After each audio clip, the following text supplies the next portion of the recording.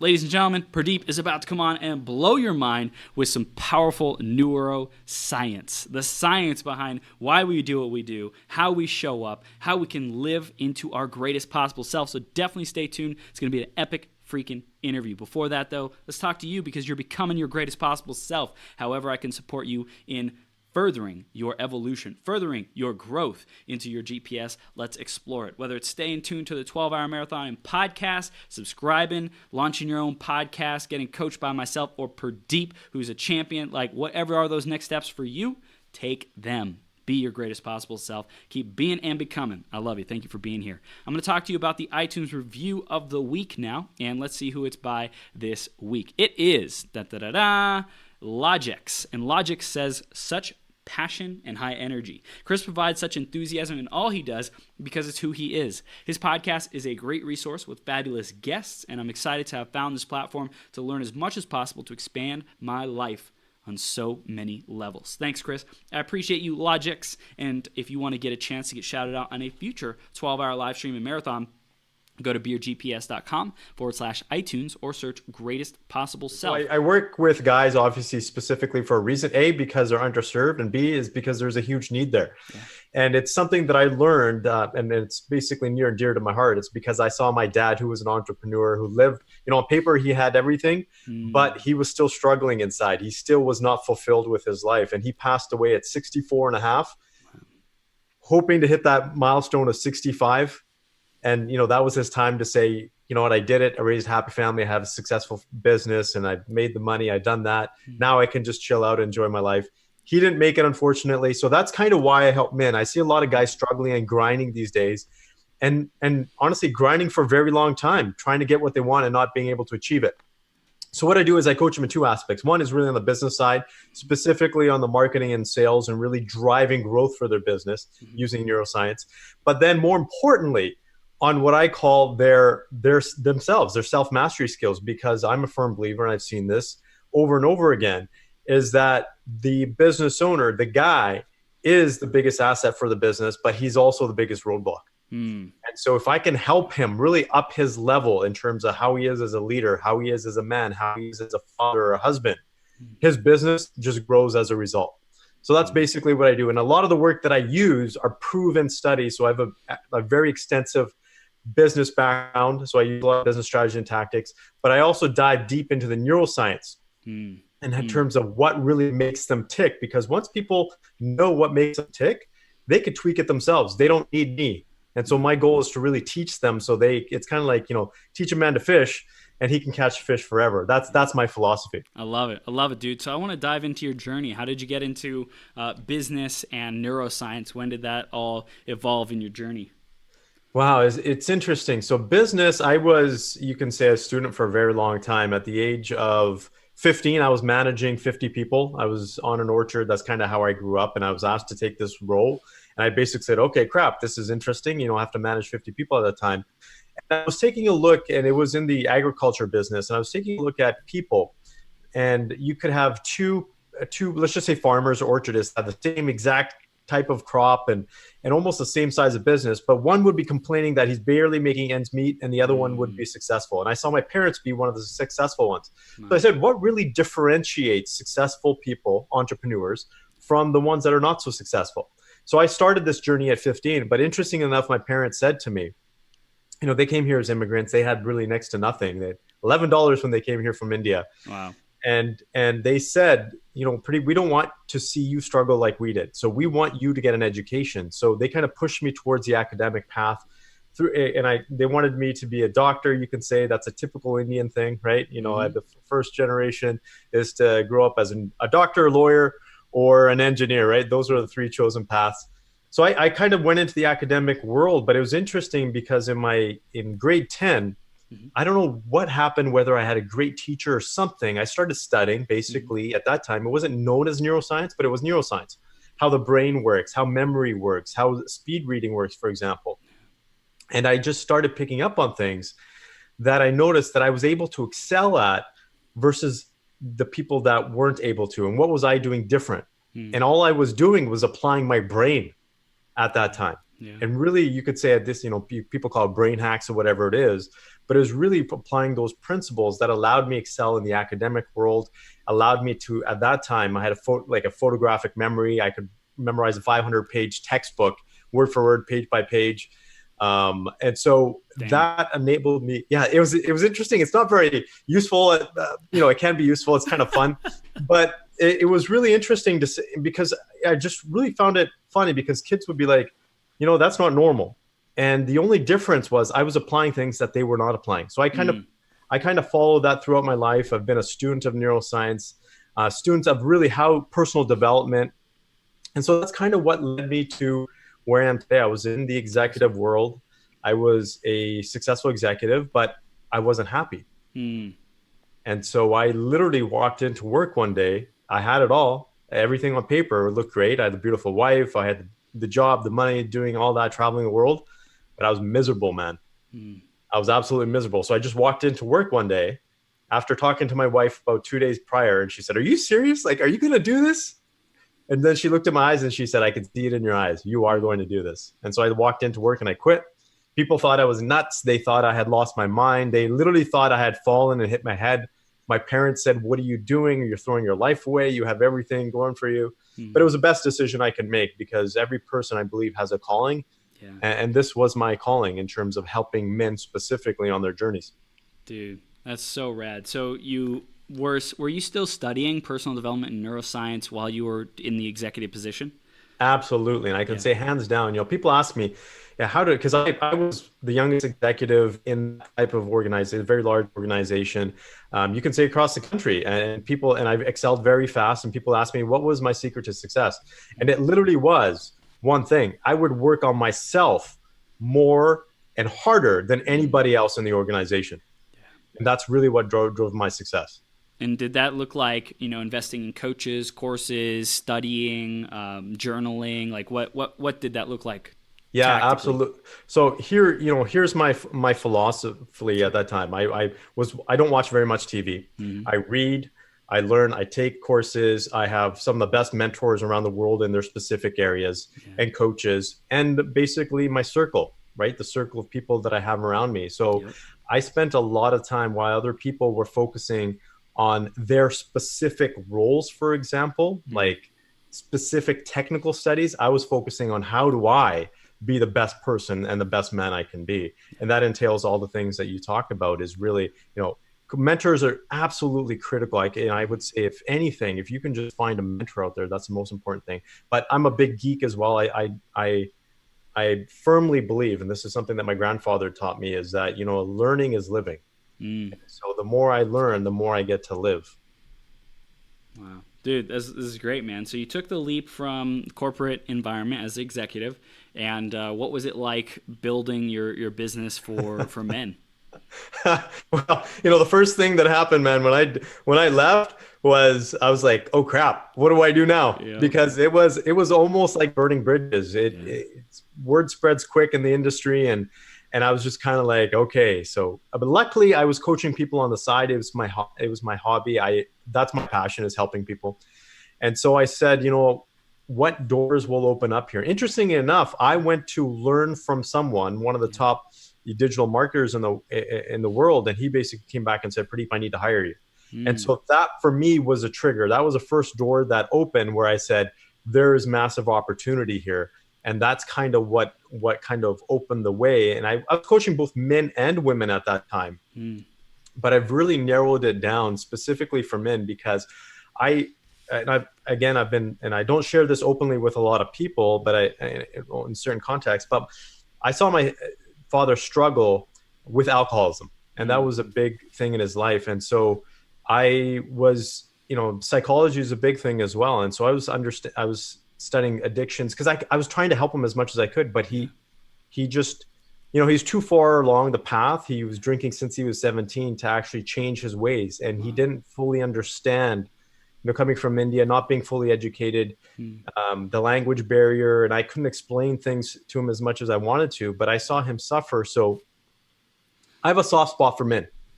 And that's really what it is, because I'm a firm believer, and I've seen this. Although my dad suffered from those things, he was still a man's man. He was still, when he walked into the room, he was an ex-police officer. It was like, man, there's a man walking into the room, but he was such a gentle and loving person as well. Probably the most loving man I know or knew. And so he taught me both sides. And so I look and I say, when men are able to have that confidence, when they're able to have that drive, when they're able to get to that goal that they want, and then be that husband or that partner and be that father, we just raise happier children. We raise better communities. Yeah. People are more open to giving. So when you talked about love, that's really what it takes today.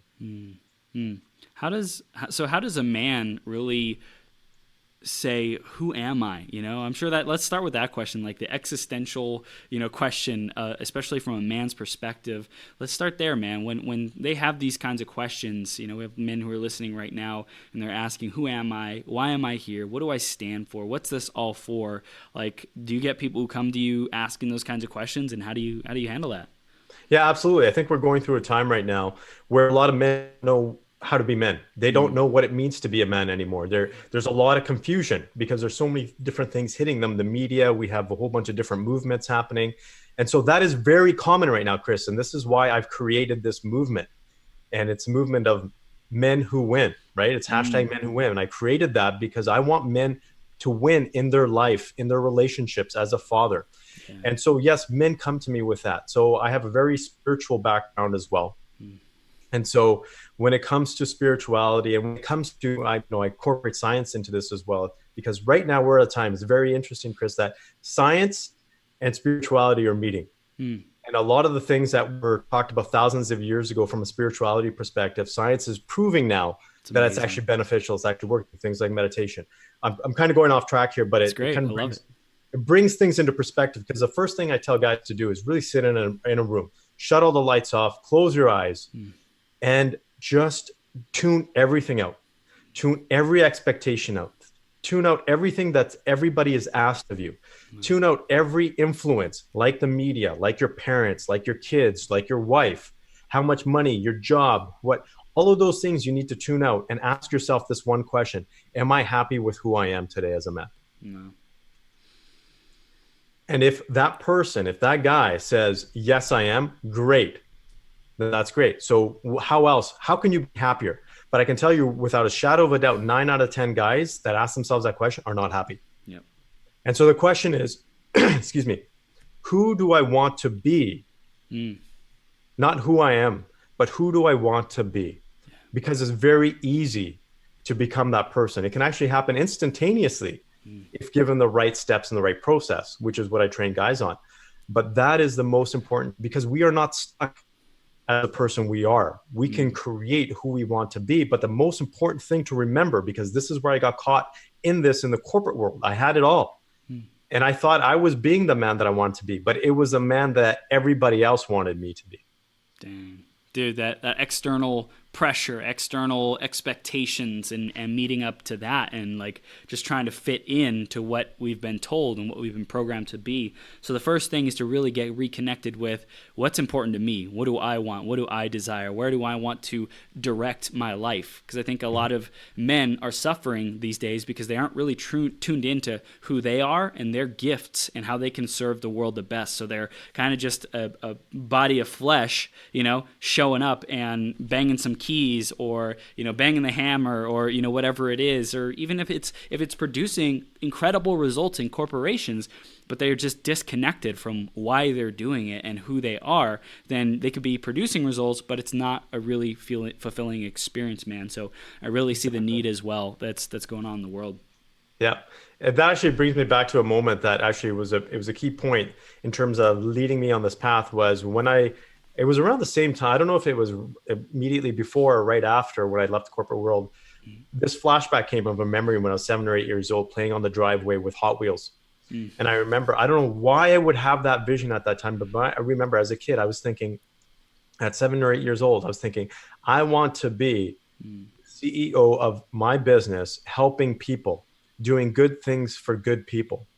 And so that was something I look back and I tell guys to do is, sometimes we have to be a kid. We have to bring out that inner boy in us, those dreams, those aspirations, that imagination that we used to have as children.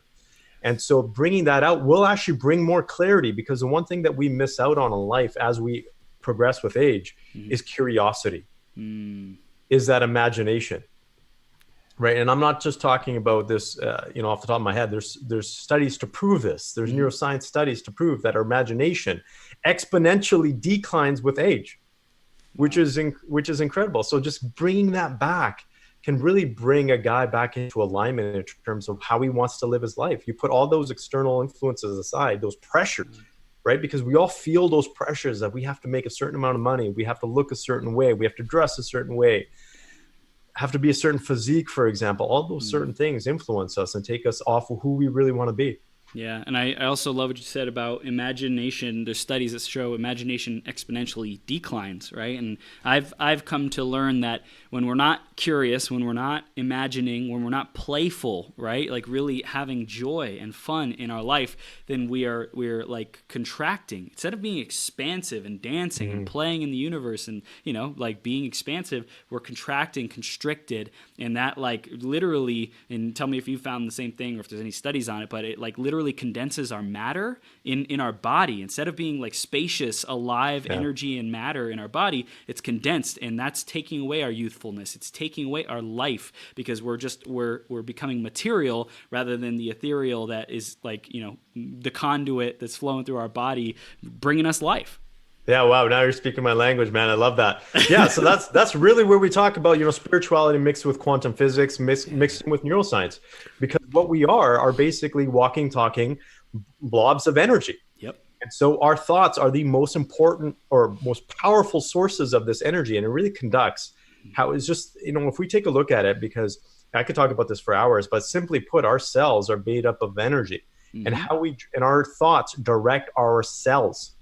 So if our thoughts are directing ourselves in a negative way, our cells are going to react in a negative way. And that includes our brain cells as well. So we're not going to have as much imagination. We're not going to be creative. We're not going to be able to overcome those business challenges as easily. Wow. It's easy to overcome a business challenge when you're actually in that creative mind space. Wow. It's tough to do when you're in a negative mind space. It's almost impossible. You go around in that circle. It's that nasty crazy 8 circle where you're just pinging back and forth and trying to, you're just going back and forth in that crazy mind space where you just feel like you're trapped. Wow. Dude, right? And so you got to pull yourself out of that. This is powerful. I love how you said, you linked the philosophy of life, like, okay, we're spiritual beings. Okay, we have business challenges, like how do we handle the business challenges? Well, it's remembering who we are as like a spirit, so to speak, and how do we bring that energy to our business? Well, if we're being miserable, if we're feeling stuck, if we're looking at it like it's a problem and it's overwhelming and it's beating us down, we're not winning, right? In that kind of a situation, which is not what we're here to do. We're here to win. We're here to thrive. When that's happening, we get to shift. We get to shift our energy. We get to shift our thoughts. So how can we start doing that type of shifting, Purdeep? Well, the most important thing, and this is actually a really big, when I first realized this it took me a while to figure out, but 95% of our thinking or our process of thinking is actually unconscious. So our conscious thoughts are only 5% of what's actually happening. There's a whole system behind this game that we live that we have no clue about. And what influences that? Our brain influences that, our environment influences that, our body influences that, and so does society.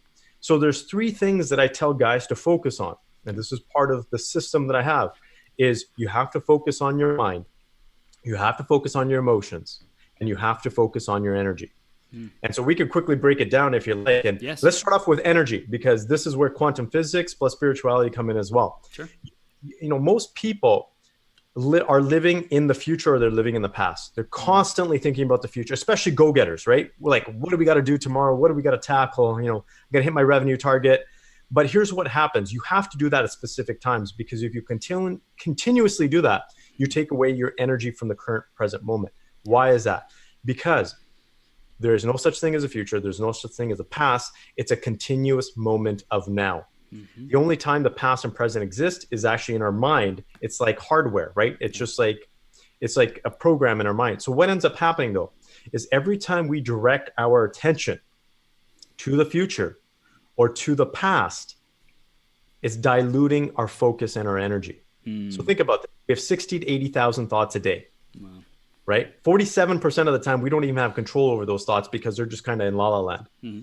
So if let's just say 50% of those thoughts, I'm going to be conservative here, are focused on the past, like things that we screwed up on or we forgot to do or whatever it is, or the things that we need to do in the future, then we're only left with 50% capacity to focus on the current moment, which is the only time you have impact. Wow. Because here's the analogy I use. Can you hit a baseball tomorrow? Or can you hit a baseball yesterday? No. You cannot. You can only hit a baseball in this moment. That's the only time you have energy. That's the only time you have maximum power. So focus on the present moment. And what's happening in today's society is that we're so not focused on the here and now that it's diluting energy. Attention spans are decreasing. People are getting more anxiety, more depression, more suicide rates are going up. Why? Because people can't focus right what's in front of them. So that dilutes your energy. So anytime someone comes to me burnt out, because I see this a lot, guys burn out, they would rather burn out than ask for help, is I tell them to be in the here and now and pull all the distraction. What's happening right in front of them in this moment and as soon as we take, again, those external influences, they focus on the now, that actually brings all their energy back. Because a lot of people burn out because they feel like they're not getting to where they want to be fast enough. Yep. So that's one of the core energy components. There's a couple others, but we can jump into the mind, for example. Well, this is great, man. I want to pause there because energy. I think they all can be in the past, the present, or the future, right? Like we can have energy and like our energy. Where are we placing it? Where are we investing it? Past, present, or future? At least in the construct of our mind, right? Literally, there is only now. But our mind, where do we place our focus in our mind? Past, present, or future? And then our emotions, like where are we like focusing on our emotions? Where are our emotions being stuck or stored? So this is great, man. I love that we started with energy. Let's go to mind now. Yeah, mind is important because I'm just going to break it down from an organ perspective. Your brain is an organ, right? And it is the most powerful organ in your body, and probably, as scientists still say, the most complex thing in the universe. Yeah. So we have 86 billion neurons. We have hundreds of trillions of firings every single minute. Like it's just a ridiculous amount of stuff that's happening in the brain. Wow. But the most important thing to remember is your brain is actually designed to do something. It's designed to go after a goal and actually make you survive. So that also means that your brain has to be consistent with something. And it has to be consistent with who it believes it is. Because you can't walk around as a dog because your brain doesn't believe you're a dog. Right? You're not going to be sniffing people's butts, for example, because your brain doesn't believe you're a dog. Right. But the most important thing is you have to have an identity for yourself.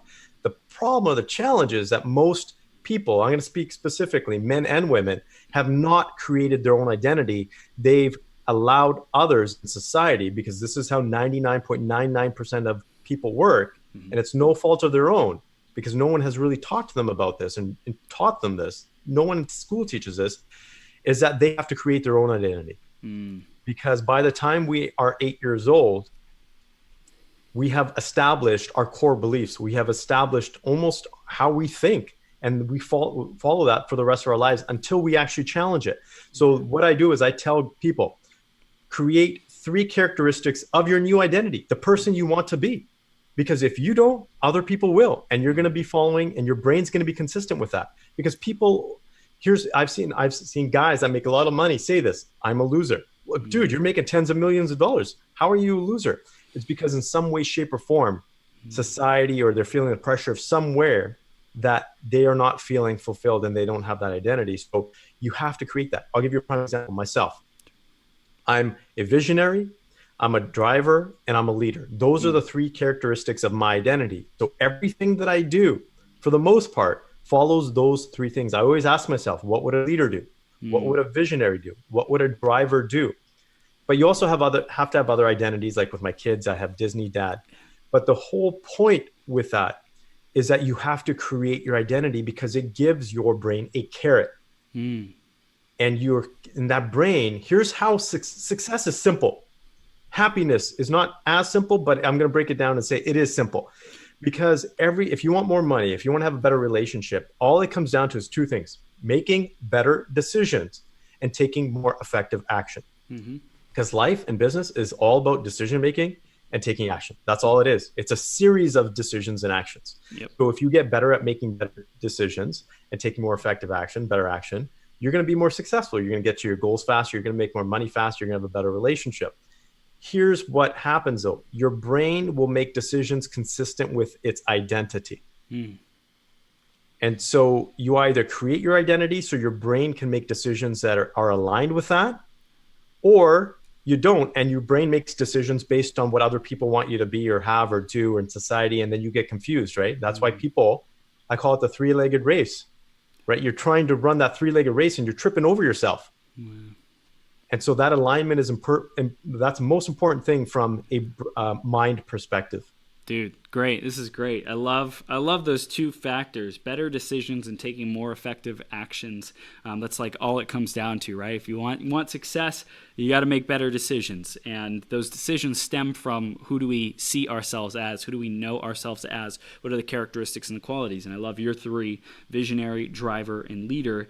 And, people can come from whatever works best for them, whatever the qualities are that they want to embody and live. So it might be being bold. It might be being abundant. It might be being kind. It might be being respectful. Whatever people's things are, I just think in this conversation about business, these are really great ones, because it's like, hey, I'm committed to being a visionary. I'm committed to driving. I'm committed to leadership. I'm committed to effectiveness. These are really great keywords and distinctions that will really move the ball forward for people with happiness and fulfillment and success. Speaking of happiness, let's dive into that, man. What does it take to create happiness?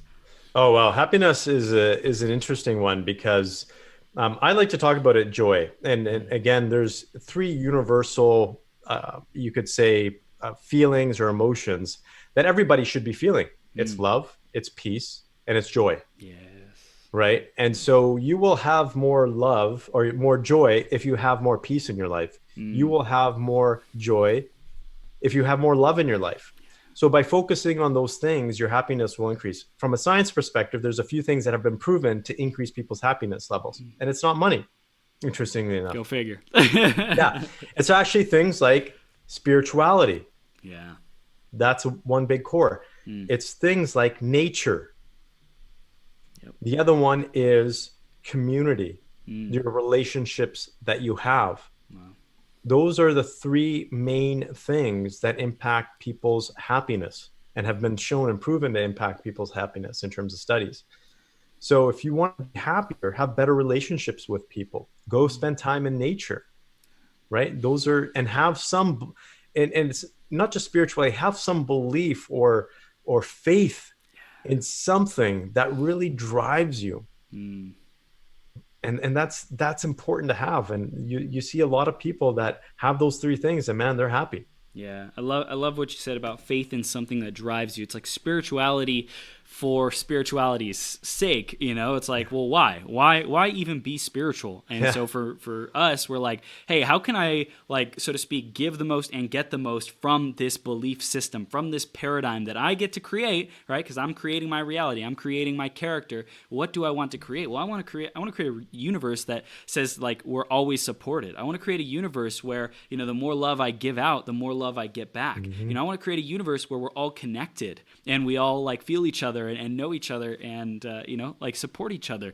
So I think it's really our creation, and everyone's on their own journey, and you're entitled to your own beliefs and stuff. But I figure if I'm creating this experience, I know that much. What do I want to create? And also, how can I take the pressure off myself so I don't need to be in control of everything? So I don't need to have all the answers, but I can put my faith in a universe or a God or a source creator or whatever it is that is supporting me in taking whatever my next steps are.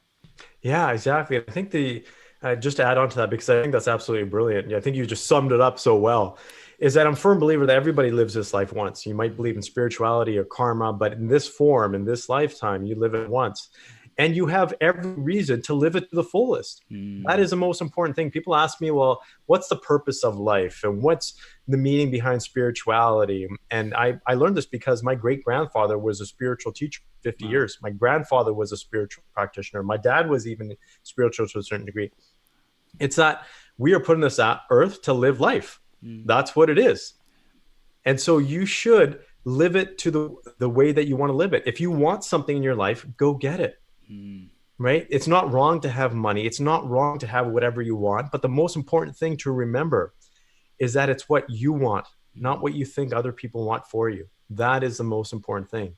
Yeah, and then getting back to those three main drivers of happiness: spirituality, nature, and community. Right? Mm-hmm. Like if we check in with our reality, are we integrated in our spirituality? Do we have habits? Do we have decisions? Do we have actions that show spirituality is a priority for us? Mm-hmm. Habits, decisions, actions of nature. Habits, decisions, actions of community. So it really like all comes together when we look at it, man. Yeah. Yeah, full circle. This is great. This is great, dude. So I know that there's a ton of stuff that we can dive into around neuroscience, man. But just in terms of men and performing at a higher level, I'm sure there's dudes out there who are like, I want to be more effective, and this is great. Purdeep and Chris, you guys got some awesome, great feelings in here, and I'm getting a better picture. Let's talk like tactics and what can really increase their performance, man. Well, it's interesting you say that, because the third component that I talked about, the mind, right, the energy, we didn't really talk about emotions. And so this is something, especially for guys, right? This is where I hammer it home. This is such a great topic to talk about, right? Because it's so, you could say, the complete opposite of what guys want to talk about. When someone comes to me and says, Purdeep, I want to make, and I've had people come to me, I want to triple my income in 3 years, or I want to double my business, I want to hit 9 figures, or whatever it is. Say, you know what the first question is I ask them, Chris, is how do you want to feel when you get there?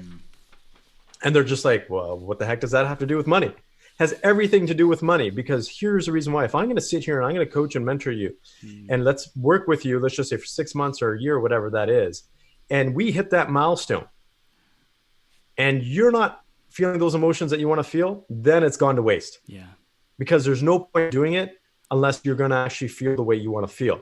Because the only reason why we do anything, the only reason why we're actually driven, aside from our biological need to pass on our genes and actually make the species survive, is for one reason. It's to satisfy our feelings and emotions.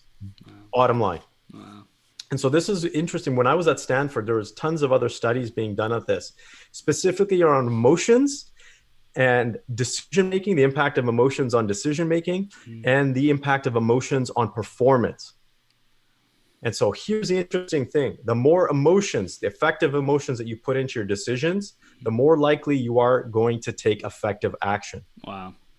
You cannot, I tell guys this, and I can tell Chris, you live by this, because you're just, one of the, I can see you live by that, is that anytime you make a decision, pump as much emotion into it as you can, because there's a couple of reasons. A, it ingrains it into your mind more, right? You're actually pile driving it into your brain to say, I made this decision, I'm going to stick with it. You're going to be more persistent, you're going to be more passionate, and you're actually going to actually execute better. Why? Because there's things like, here's a practical example. If we need to do something or grow our business, it also means that we need to learn a new skill, for example, right? Because people are stuck in their position because they have the knowledge to be in that position. Does that make sense? Yep. I hope it does. Yep. So in order to get to a different position, they have to increase their knowledge in some degree. Yep. But to learn something, and the best way to learn something is to be passionate about it, is to have some emotions behind it, because it's through neuroscience, you actually learn better. And so this is what happens. So guys, if you want to increase your performance, really put more emotions into it. Understand what emotions you want to feel on a consistent basis. So jot down your top 3 to 5, just like you do with your identity. What kind of emotions align with that identity? Right? So if I'm a leader, I'm a driver, I'm a visionary, one of them you can guarantee is passion, right? Another one is joy. Yes. Right? So those are the things that you need to take a look at, because you will not execute as effectively if you don't have the emotions to back that up. And I can show you studies that show this, but the most important thing is awareness. And I get guys to do this, and there's apps to do this, but every hour is just do a mood check, right? Just check your emotions and say, okay, in this hour, okay, it's on the clock. Am I feeling the joy? Am I feeling the passion? If I'm not, does that mean I have to amp myself up in some way? Does that mean I have to change how I'm perceiving things? Does that mean I have to change my environment? Maybe I'm in an environment that's not supporting that. Or maybe the context doesn't support it. I'll just give you an example. I was on a call with my lawyer a few weeks ago dealing with some stuff when it comes to some trademark challenges, and I just wasn't in the best mood. Right.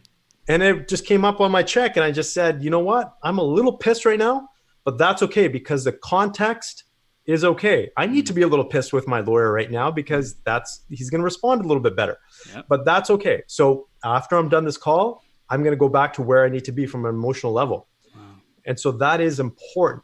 And this is why and this is another reason why I do what I do, is because there's so much misconception about what it means to be a man out there.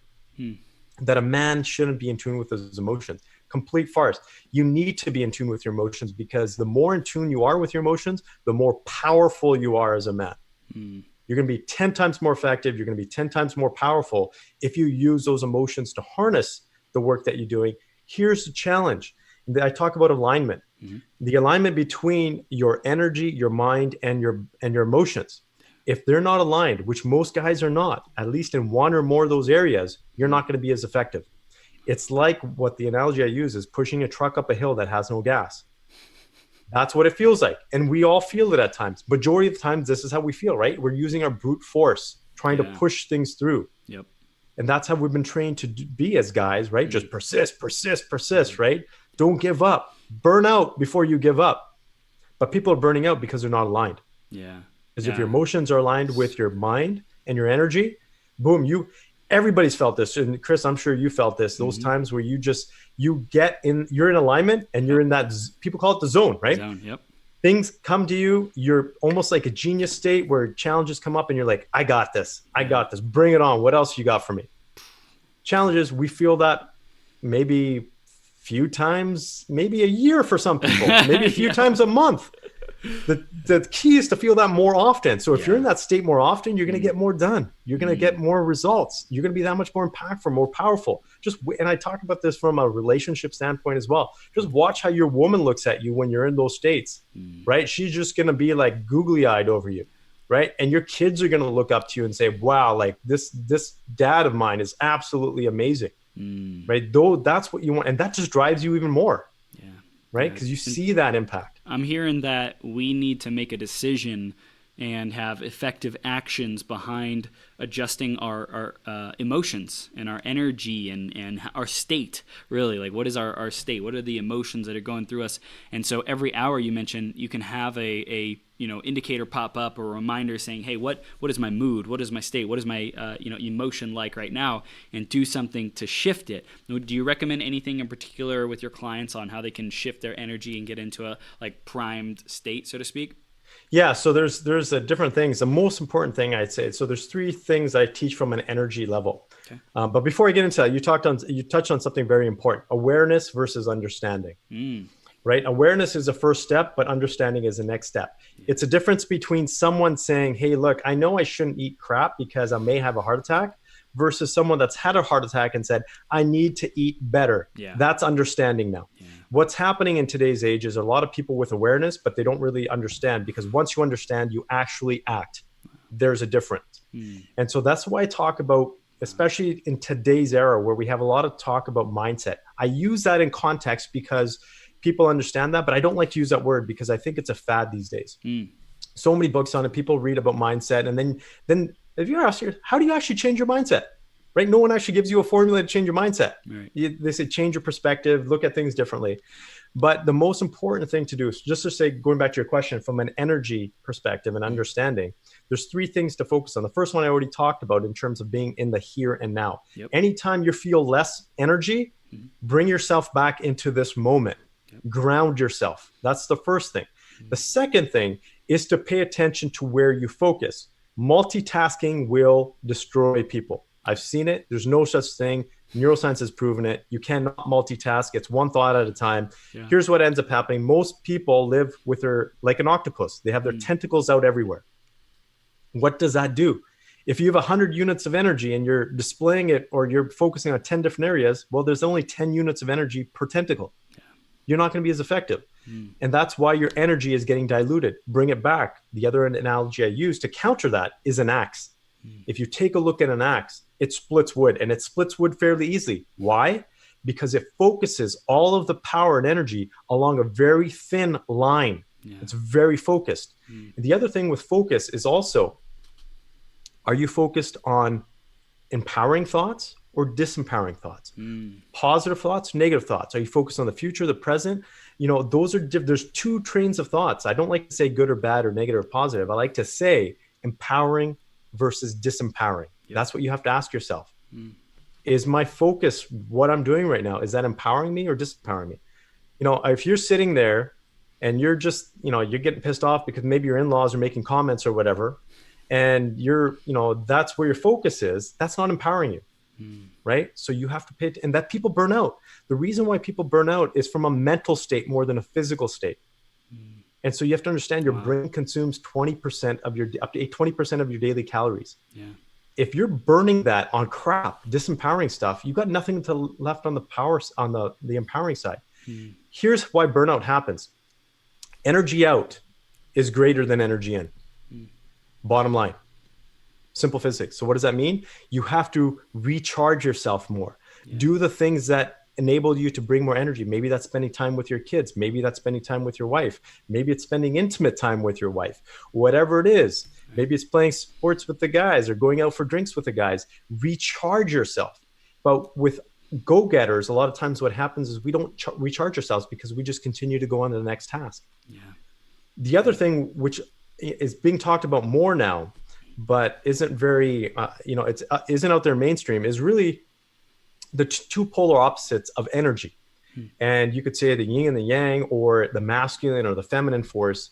But those are two in the universe. That's why, I'll talk about it because people can understand relationships. The reason why men and women are attracted to each other is because they're opposite. Yep. Right? There's men that are attracted to men and women that are attracted to women. But it's been shown now through neuroscience is because their brains are different. Yep. Right?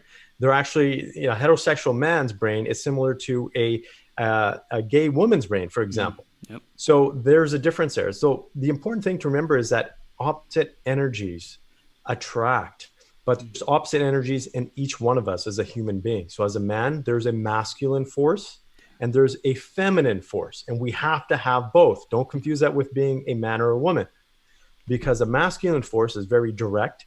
It's driven. It's very peaceful. It's very task-oriented. It's about independence, right? It's about getting things done.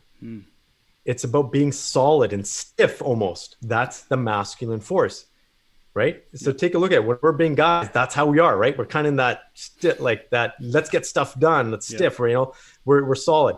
Yeah. On the flip side, the feminine force is very creative, right? It's very flowing. It likes to stir the pot. It likes variety. And it's all about connection. And so for guys, you can't be just purely masculine or have that masculine force, because I jokingly say this is because you'd eat your children, right? You wouldn't have that connection to your children. You have to have that feminine force in you. That's what bonds you to other people.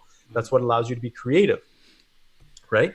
So the important thing here to remember is when you're not in alignment in the right situation with the right force, you burn more energy. Here's what I end up seeing is there's a lot of guys out there that just are using their masculine energy in a situation where they should have more feminine energy, for example. Like, let's just say they need to connect with their staff, and their staff aren't responding because they're going in there with their masculine force and saying, get this stuff done. I want this done, right? They're being that masculine force, a task driver. Well, your employees might want to connect with you. They might need to see the softer side of you because they might actually perform better as a result of that. But what ends up happening, you're going to continue to burn more energy being in that force. But if you step back and say, maybe this other force is going to be more effective, you will burn less energy. Same thing. I see a lot of guys that are beating themselves down, or they're feeling guilty about things, or they're feeling sorry for themselves. Well, that's not the masculine force. That's actually the feminine force. It's a connection force. Wow. And so I have to bring them back, or show them how to bring themselves back into a masculine force and say, the masculine force has 100% confidence. There is no doubt. They're unwavering. Right. And so bringing them back into that state aligns them so they can actually go and conquer and get the stuff done. So it's knowing what force to use when, and when you're in or out of alignment.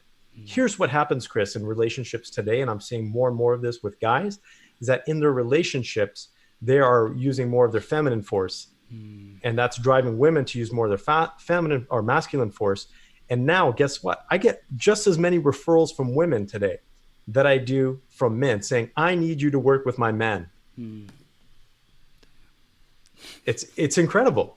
It's because it sounds like you're in your feminine as well, and you have mastery at some level over that, to really be able to say, hey, I'm not just this, raging masculine energy, but I guess it's peaceful, yes. Get it done, disconnected masculine energy. I'm both, and I can, really connect with you, woman. I get what you're going through with your man, so you have both of those energies to be able to relate with whoever needs to be served.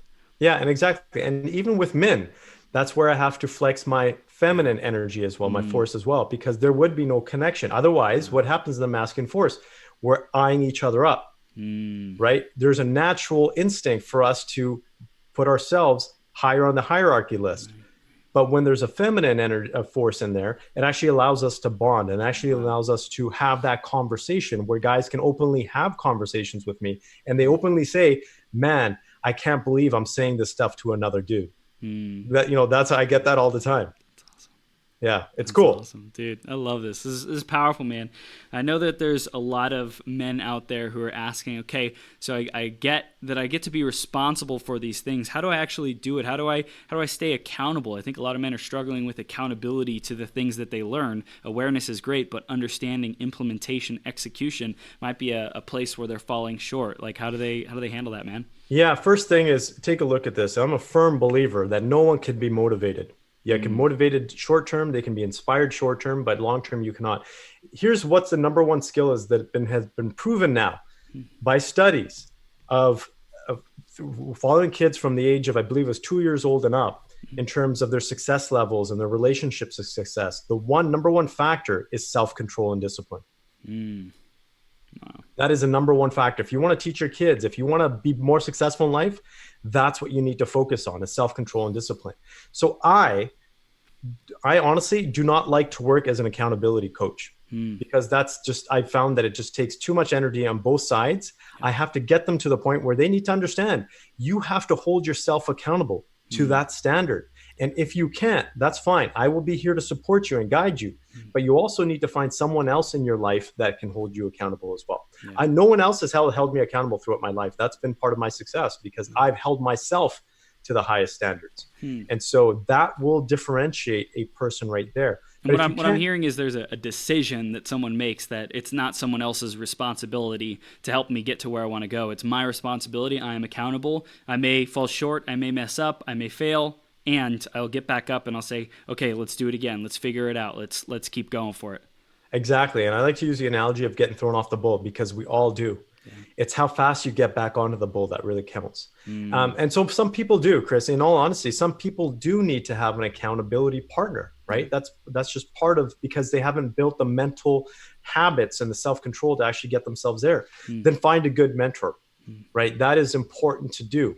Yeah. And find someone that you respect, someone in your life that you respect that can hold you accountable, right? Maybe it's a parent. Maybe I don't recommend a spouse all the time because that can lead to other issues, right? But someone that can hold you accountable if you're not able to get yourself to that level. Here's one thing to actually do that. It's actually simpler than people think. It's actually just creating the habits. And habits are actually just created by mental processes in your brain.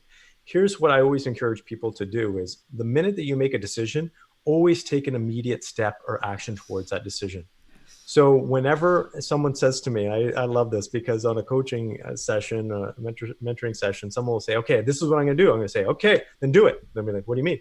Okay, put it in your calendar, schedule it in. I want you to do it right now because I don't want you to wait till you get off the phone here. Do it right in front of me because there's no procrastination. If you train yourself to do that, you're going to be 10 steps, because here's what happens. Here's why people get overwhelmed and they don't hold themselves accountable, Chris. It's because they're looking at this let's just say you're looking at a stair, like a stairway, basically this whole staircase that you have to climb to get to the top. They're looking at the top and saying, holy crap, I have to climb all these stairs. Yeah. What you need to be looking at is just that first step. Yeah. Take that first step. That's all it is. Wow. And then you'll slowly build the habits to continue that. And you'll amaze yourself because it is simple neuroscience. Honestly, it's proven in neuroscience that once you start building those habits, you're gonna get to a point where if you don't do it, you're gonna feel like crap. Yeah. And this is great, Purdeep. I really hear that the people who you work with, they're already like go-getters. They're already crushing it. And they're just like, wait, something's missing. Something's not, I'm feeling like I'm trying to fill up this hole inside of me, or something's just not working the way I want it to be. And I know everyone's on their own journey, right? And a lot of entrepreneurs who are in the beginning phases, they're like, I don't even know who I am. I don't know how to motivate myself. How to motivate myself. Yeah. I want to get to the place where I'm like successful and free and sustainable. And I think everyone's on their journey. So I really love what you said about, finding a mentor. People can tune into podcasts like this one. I know you have a podcast. Like there's lots of really great resources that people can keep using to feed their mind, keep their mind empowered, empowering thoughts versus disempowering thoughts, until they are at that point of, okay, I'm totally responsible for my life. Now I want to like align with the coaches, the resources, the things that will help me to get to where I want to go the fastest. Yeah, the other thing to add on to that is really align yourself with people that are on that same journey or already there. That is the simplest, easiest way to do it, because it's not even just you're gonna hold yourself to a higher standard, because you're gonna see that social pressure is one of the most influential things in life. Yes. And in marketing and in science, personal development, it is. So if you align yourself with those people, you will automatically start moving in that direction. So that's something else you can do as well. And, the one thing I like to say to people is that when you make a decision, it happens. So that moment that you make a decision to actually do something different, that's when your life really changes, right? And all it takes is that decision. And sometimes people are humming and hawing, and I've been there so many times in my life. But that moment that you make that decision where you say enough is enough, that's when your life changes. It just blows up.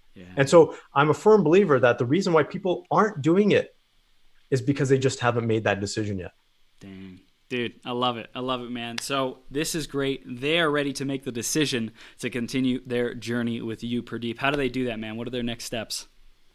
Oh, yeah. Well, simply you can reach out to me. I'm very accessible. You can reach out to me at coach@purdeepsangha.com. That's my email. My website, purdeepsangha.com. You can also follow on any, or reach out to me on any basically social media channel at Purdeep Sangha. This is what I love to do. I really want you guys out there and to really have the success that you deserve. Ultimately, that's what it's about. So feel free to reach out. I'm more than happy, Chris. I do this all the time, is people just reach out to me and I'll jump on a call with you for free and just give you some insight in terms of where you need to go. And in a 60-minute conversation, I can guarantee you're going to walk away and say, okay, my life is about to change. Boom. Boom. I love it. Dude, Purdeep, this is great. So they can find your website, Purdeep Sangha. That's PurdeepSangha.com. And they can find you on Instagram with the same spelling, and Facebook and all the social medias. So, dude, this has been a blast, man. Love the conversation. Love what you're up to and how you're empowering men, man. Thank you so much for your wisdom. And I know this is just the beginning for you, man. You're making massive waves. So thank you. And Chris, thank you for allowing me to have this opportunity to have it. Honestly, great conversation, man. Your energy is on fire. I love it. Thank you, brother. Thank you. It's easy when you have this like life experience and wisdom, and you're like working with high level people. It just like brings me alive, man. I love it. And we barely even like scratch the surface of all like the science and stuff. So for everyone who's listening, like just go freaking follow Purdeep, have a conversation, see what you can do to grow yourself. And Purdeep, man, keep shining your light. I'm sure we're going to be playing and having a lot of fun and building stuff together in the future, man. So I'm looking forward to that, man. Yeah, thanks, man. You too.